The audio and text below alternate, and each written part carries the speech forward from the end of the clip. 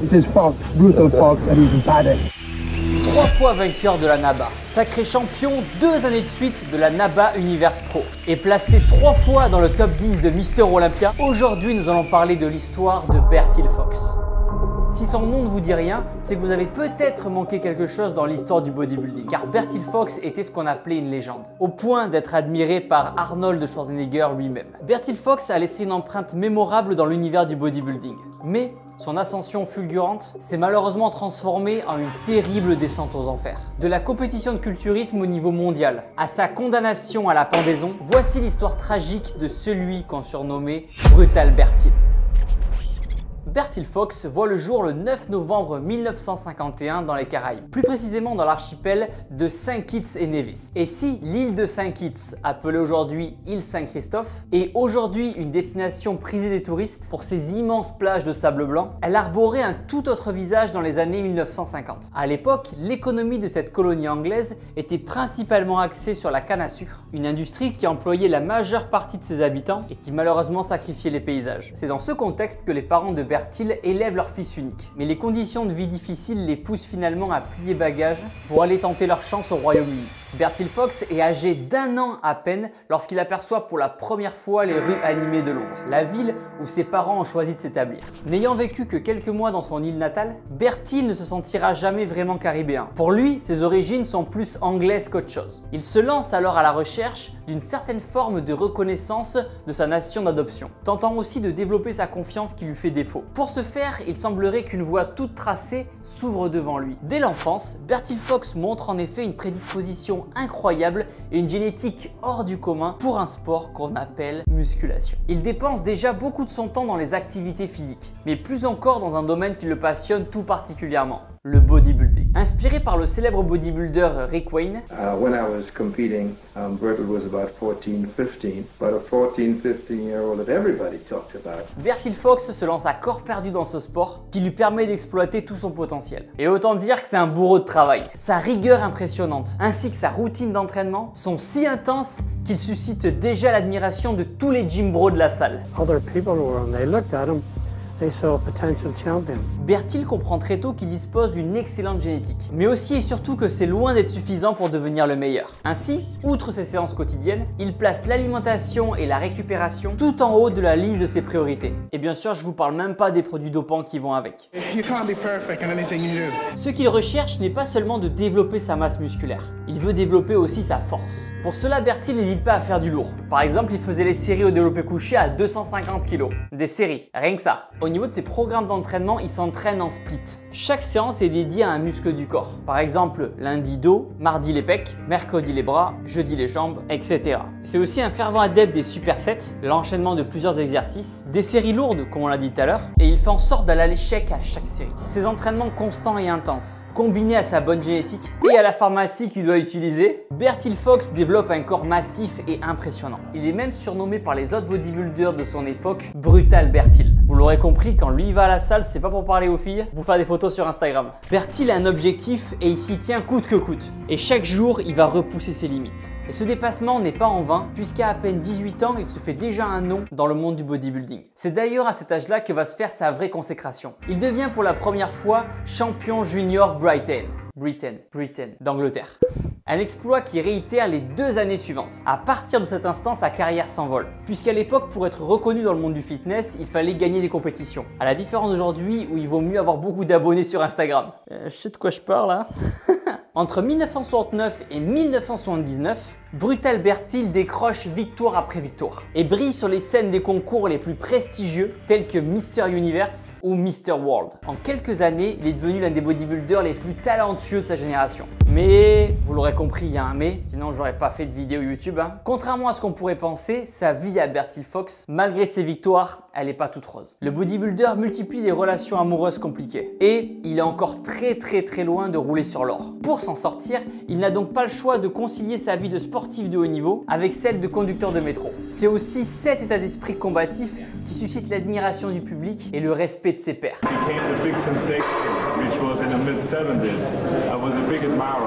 Car Bertil travaille sans relâche et il parvient à transformer ses rêves en réalité. Le petit garçon caribéen qui manquait de confiance en lui s'est envolé pour laisser place à un athlète qui construit sa légende chaque jour. À force d'acharnement, Bertil vit enfin la vie qu'il rêvait. Il est littéralement au sommet de son art. Qui pourrait alors se douter qu'à ce moment-là, son destin va basculer de la pire des manières possibles. À 29 ans, Brutal Bertil fait tellement parler de lui qu'il finit par attirer l'attention du célèbre Joe Weider, plus communément appelé Father of Bodybuilding. C'est lui entre autres qui a rendu Arnold Schwarzenegger célèbre. Cet ancien culturiste canadien est une figure incontournable du monde du bodybuilding, un véritable symbole dont l'influence enflamme les salles de sport. Joe Weider, c'est un petit peu comme si c'était le Père Noël et vous un enfant. Alors que l'ascension fulgurante de Bertil ne traverse pas encore les frontières du Royaume-Uni, Joe Weider lui ouvre tout grand les portes du continent américain. Il lui promet le succès et la gloire tel qu'il ne l'a même pas imaginé. Et au début, effectivement, c'est ce qu'on pourrait croire. Mais Joe Weider, malheureusement, n'est pas un faiseur de miracles. Et les compétitions de culturisme aux États-Unis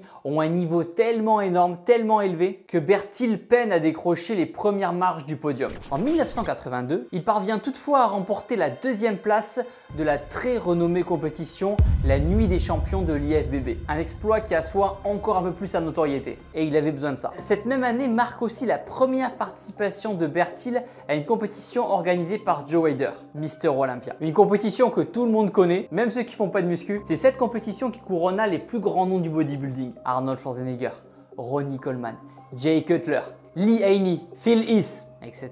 Ce soir-là, Bertil Fox se hisse à la 8e place. Bien sûr, en parallèle de tout ça et de ses victoires, Bertil, pour être au niveau, augmente le dosage des produits dopants. Produits dopants qui peuvent avoir de lourdes conséquences physiques, mais aussi psychiques. En fin de compte, à ce moment-là, Joe Weider n'a pas menti à Bertil, car dans les années 80, sa carrière est littéralement en train de s'envoler. Et son année 1983 doit être celle de sa consécration dans le monde du bodybuilding. Il est au top de sa forme, de sa condition physique. À ce moment-là, Arnold Schwarzenegger a 36 ans. Et il prend la pose à côté de Bertil face à la caméra, tout en louant le physique impressionnant de son homologue. I think that he is like the new bodybuilder today. I mean, he is like the big time of today. D'après lui, Bertil a toutes les qualités pour remporter le prochain Mister Olympia. Et il est loin d'être le seul à le penser. Le problème, c'est que lors de ce concours, tous les pronostics vont être complètement déjoués. Pourtant, Brutal Bertil irradie sur scène. Il transcende même le public qui l'acclame sur scène. Il a clairement un niveau au-dessus par rapport à tous ses concurrents. Mais c'est pas l'avis du jury.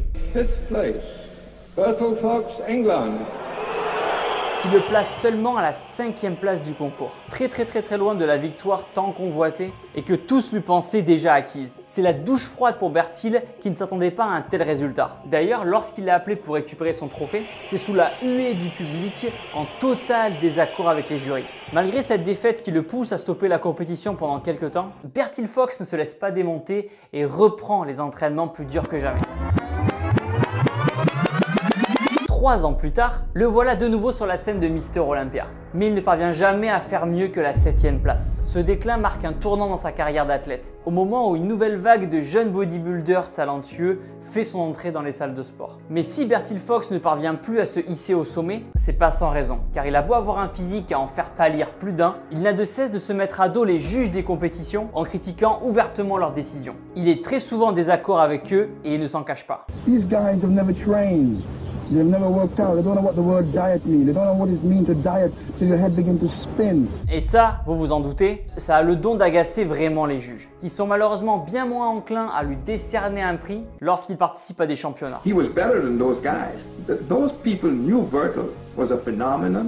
They knew Bertil was better than they were, but they soon discovered that Bertil did not have self-confidence. Mais le fait qu'il peine à rester au sommet n'entache pas sa détermination. Il continue de prouver sa valeur aux yeux du monde en concourant le plus possible. Et puis, dans les années 1990, le culturisme connaît une importante période d'évolution. Avec l'arrivée de nouvelles techniques d'entraînement, de nouvelles machines, c'est ce qui a permis à de nouveaux bodybuilders comme par exemple Ronnie Coleman de devenir ce qu'on appelle des mass monsters. Des bodybuilders au physique tellement impressionnants qu'ils évincent complètement les autres participants aux compétitions. À cette époque, il y a des nouveaux produits dopants qui sont découverts, comme par exemple l'insuline ou l'hormone de croissance. Le but est de développer encore plus rapidement leur masse musculaire. Comme vous vous en doutez, Bertil Fox était loin d'être étranger à ce genre de substances. La prise de produits dopants dans le monde du sport est certes controversée, mais ça n'en reste pas moins hyper répandu dans le bodybuilding. Même si vous le savez déjà, il est important de préciser que la prise de stéroïdes anabolisants n'est pas sans conséquence sur le corps humain. Outre des effets négatifs comme l'acné, hypertension artérielle, ils peuvent être aussi à l'origine de brusques changements d'humeur. On est plus vite impatient, plus vite énervé et le risque de dépression peut aussi augmenter. Le risque aussi quand on en prend au niveau compétition-compétiteur, c'est de développer une sorte de dépendance liée aux résultats sportifs et aussi pour maintenir son physique le plus énorme et sec possible. Car le jour où les bodybuilders arrêtent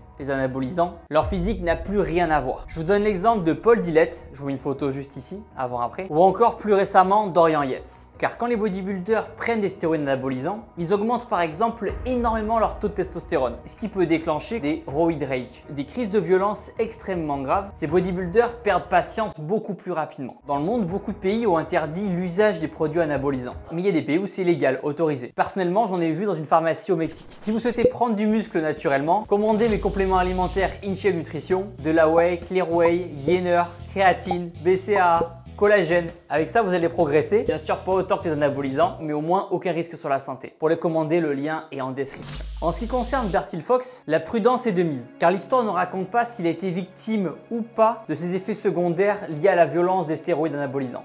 Mais on peut toutefois légitimement se poser la question, ce qui peut expliquer son comportement brutal à la fin de sa carrière. Vous verrez ça tout à l'heure. Sa dernière apparition en compétition date de 1994. Il participe donc à l'Ironman Pro, un concours qui attire la crème de la crème du culturisme mondial. Bertil termine cette compétition à la 13e place, ce qui n'est pas un si mauvais résultat face à la concurrence féroce. Mais c'est quand même tout de même pour lui un clap de fin après plus de 25 années de carrière professionnelle avec des hauts et des bas. À l'âge honorable de 42 ans, le bodybuilder qui galvanisait le public à son apogée décide de se retirer définitivement du monde professionnel. Après avoir passé tant d'années sur le sol anglais, il est temps pour lui de retourner à ses racines, l'île de Saint-Kitts. Mais c'est pas parce qu'il vient de prendre sa retraite que Bertil a l'intention d'abandonner sa passion pour le bodybuilding. Hors de question pour lui de tout abandonner pour aller vendre des churros à la plage. Non, non, non, non, non. Brutal Bertie a un projet en tête. Enfin, plutôt deux. Construire la maison de ses rêves et ouvrir sa propre salle de sport sur son île natale, Fox Gym. Le projet promet d'être ambitieux, car il ne s'agira pas seulement d'une petite salle de musculation, mais plutôt d'un grand gymnase, dans lequel il a l'intention d'accueillir de jeunes bodybuilders en herbe, pour les former et leur faire profiter de son savoir-faire et expérience. Ce qu'il souhaite avant tout, c'est donner sa chance à de jeunes Caribéens, qui comme lui possèdent une génétique pour ce sport, ainsi qu'une volonté de faire, et il veut les amener au sommet. Pour créer sa salle, l'argent ne sera pas un problème, car il a réussi à mettre de côté tout au long de sa carrière pour créer ce rêve ultime. C'est aussi à cette période que le champion fait la rencontre de celle qui va changer sa vie à tout jamais, Leyoka Brown. La jeune femme est une reine de beauté. Leyoka, do you think that women are given a fair deal in our community? We are still looked upon as not being as equal as man. But on a professional basis, we now own our own businesses. We are doctors, lawyers, judges. We are no longer in the dark ages. Qui attire tous les regards sur son passage. Mais à 18 ans tout juste, elle a surtout 25 ans de moins que Bertil Fox. Cet écart d'âge n'est pas bien vu dans la famille de Leyoka, qui préfère nettement qu'elle se consacre sur sa carrière de mannequin, au lieu de passer tout son temps avec un homme qui aurait l'âge de son père. What my mother thought about the relationship,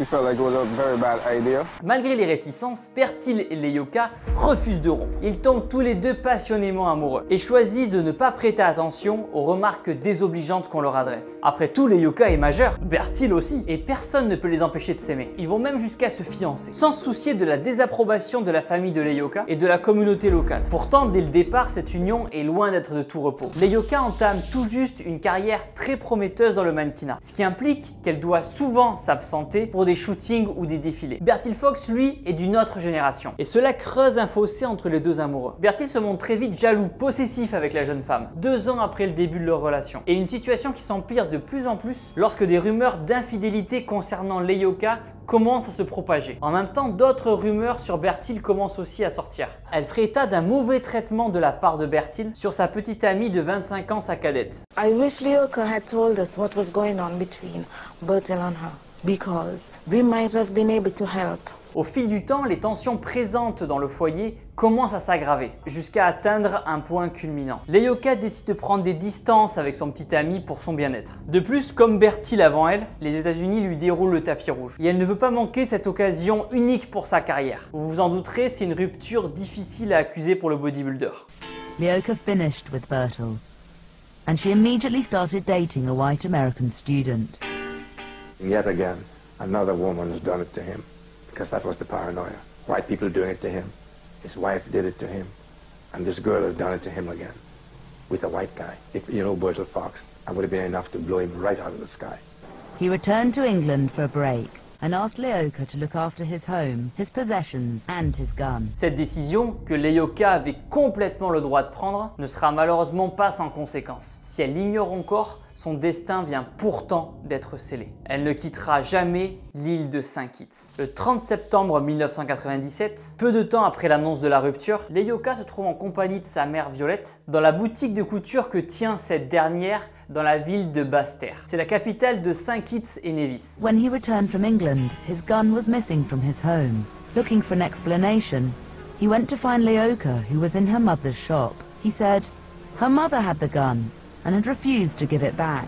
Rapidement, une dispute éclate entre Bertil et la mère de Leyoka. Le sujet de l'altercation reste inconnu. Bertil en vient aux mains avec Violette Brown. La cause de cette lutte? L'arme à feu que cette dernière cachait discrètement au fond de son sac à main. Comme vous vous en doutez, le bodybuilder à la carrure monstrueuse n'éprouve pas de difficulté à remporter ce duel complètement inégal. Et il s'empare du revolver. L'histoire aurait pu s'arrêter là. Sauf que Bertil appuie sur la détente. Pas une fois, deux fois.